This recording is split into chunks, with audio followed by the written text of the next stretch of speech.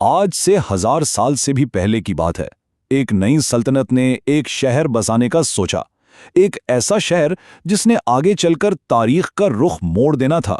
جی ہاں، یہ کہانی ہے بغداد کی بنیاد کی، ایک شہر جو ایک بہت بڑے خواب اور پختہ ارادے کی نشانی ہے۔ تو سب سے پہلا اور سب سے دلچسپ سوال یہی اٹھتا ہے کہ آخر کیوں دنیا کے اتنے بڑے اور عظیم شہروں میں سے ایک کو بالکل گول ایک پرفیکٹ سرکل کی شکل میں کیوں بنایا گیا؟ یہ کوئی عام بات نہیں تھی، نہ ہی یہ صرف ایک ڈیزائن تھا، نہیں، اس کے پیچھے ایک بہت گہری سوچ، ایک خاص مقصد چھپا ہوا تھا۔ اچھا، تو اس گول شہر کے راز کو سمجھنے کے لیے ہمیں پہلے اس سوچ کو جاننا ہوگا جس سے یہ سب شروع ہوا، یعنی وہ ویژن کیا تھا۔ یہ دور تھا عباسی خلافت کا، ایک نئی ابھرتی ہوئی طاقت جسے اپنی شان و شوکت کے مطابق ایک نئے دارالحکومت کی ضرورت تھی۔ دیکھیں، یہ تاریخ کا ایک بہت بڑا ٹرننگ پوائنٹ تھا۔ عباسیوں نے اموی خلافت کا خاتمہ کر دیا تھا اور اب انہیں صرف ایک نئی حکومت نہیں چلانی تھی، بلکہ انہیں اپنی ایک الگ پہچان بنانی تھی، ایک ایسا نیا کیپٹل جو ان کی طاقت کا مرکز بھی ہو اور ان کے نظریات کی پہچان بھی۔ مطلب پرانے مراکز سے ہٹ کر کچھ نیا کرنا ان کے لیے بہت ضروری تھا۔ اور اس پورے عظیم منصوبے کے پیچھے ایک ہی شخص کا دماغ تھا، خلیفہ المنصور۔ ان سے منسوب یہ الفاظ ان کے ارادوں کو بالکل صاف ظاہر کرتے ہیں۔ وہ صرف کوئی عام ایڈمنسٹریٹو سینٹر نہیں بنانا چاہتے تھے، بلکہ ایک ایسا شہر جو واقعی پوری دنیا میں اپنی مثال آپ ہو۔ تو ویژن تو بن گیا، خواب دیکھ لیا گیا، لیکن اب سوال یہ تھا کہ اس خواب کو حقیقت میں کہاں بدلا جائے۔ اب سب سے بڑا چیلنج تھا ایک بہترین، ایک آئیڈیل جگہ کی تلاش، اور یہ تلاش بھی اتنی ہی سوچ سمجھ کر کی گئی جتنا خود شہر کا ڈیزائن تھا۔ اور خلیفہ المنصور کا معیار کوئی معمولی نہیں تھا۔ وہ ایک ایسی جگہ چاہتے تھے جہاں سب کچھ ہو، مطلب فوجی لحاظ سے محفوظ ہو، بڑی بڑی تجارتی راستوں کے بیچ میں ہو، موسم بھی اچھا ہو، اور سب سے اہم، دریائے دجلہ کا پانی بھی وافر مقدار میں ملے۔ یہ ایک مکمل چیک لسٹ سمجھیں۔ اور آخرکار انہیں وہ جگہ مل ہی گئی، دریائے دجلہ کے کنارے ایک بہترین مقام۔ اور مزے کی بات یہ ہے کہ اس جگہ کی خوبیوں کو وہاں پہلے سے رہنے والے نستوری راہبوں نے بھی مانا۔ انہوں نے بھی کہا کہ ہاں، تجارتی اور دفاعی دونوں لحاظ سے یہ جگہ بہترین ہے۔ تو یہ فیصلہ صرف خواہش پر نہیں، بلکہ ماہرین کی رائے پر کیا گیا تھا۔ چلیں جی، اب آتے ہیں کہانی کے سب سے مشہور اور دلچسپ حصے کی طرف، یعنی اس شہر کا ڈیزائن۔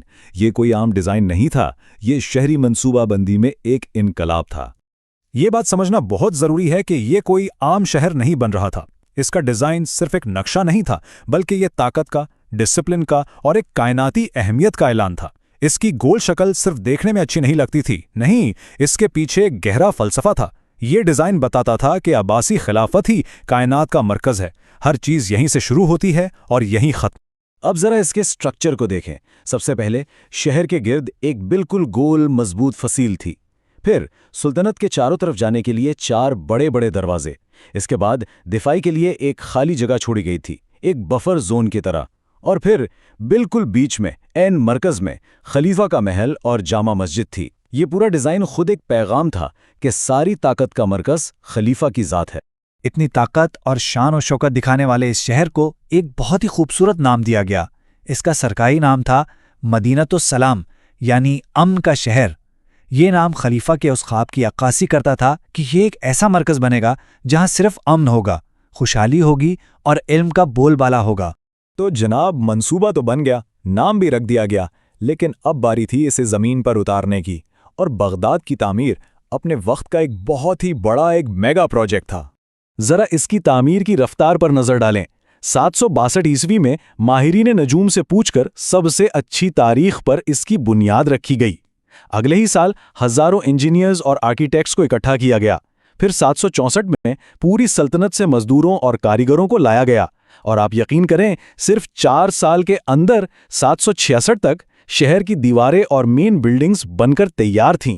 اس زمانے کے حساب سے یہ ایک ناقابل یقین رفتار تھی۔ اور یہ سب کس نے کیا؟ سوچے ذرا، 1 لاکھ مزدور، کاریگر اور ڈیزائنرز اس کام میں لگے ہوئے تھے۔ یہ اتنا بڑا نمبر ہے کہ اس سے اندازہ ہوتا ہے کہ یہ کتنا بڑا اور عظیم منصوبہ تھا۔ لیکن بغداد کی کہانی صرف اس کی تعمیر پر ختم نہیں ہو جاتی۔ اصل میں یہاں سے تو اس کی اصل کہانی شروع ہوتی ہے۔ اس شہر کی بنیاد نے ایک ایسی لیگیسی، ایک ایسی میراث چھوڑی جو صدیوں تک قائم رہی۔ یوں سمجھیں کہ بغداد کی بنیاد ایک بیج کی طرح تھی، جس سے آگے چل کر एक बहुत बड़ा दरख्त बनना था। इसके डिज़ाइन और इसकी लोकेशन में ही ये बात लिखी थी कि ये सिर्फ एक दारुल हुकूमत नहीं रहेगा, बल्कि इससे बहुत कुछ बड़ा बनेगा। और फिर हुआ भी यही। बगदाद देखते ही देखते इस्लामी गोल्डन एज का मरकज़ बन गया। ये वो शहर था जहां मशहूर ज़माना बैत उल हिकमत यानी हाउस ऑफ विजडम कायम हुआ, जहां साइंस, फ़लसफ़ा और तिजारत परवान चढ़ी। तकरीबन 500 साल तक ये अब्बासी ताकत की अलामत रहा और इसके गोल्ड डिज़ाइन ने आने वाले वक्तों में कई शहरों की मंसूबाबंदी पर गहरा असर डाला। तो आखिर में बात यह है कि 762 ईस्वी में लिया गया वो एक फैसला सिर्फ एक शहर बसाने का फैसला नहीं था। ये एक ऐसा फैसला था जिसने एक ऐसे शहर को जन्म दिया जिसका असर सदियों तक पूरी दुनिया पर महसूस किया जाता रहा। और ये पूरी कहानी हमें एक बहुत गहरे सवाल पर लाकर छोड़ देती है कि क्या किसी शहर का शुरू का डिज़ाइन, उसका बुनियादी नक्शा वाकई सदियों तक उसकी किस्मत तय कर सकता है? बगदाद की कहानी तो यही बताती है। इस बारे में सोचिएगा ज़रूर।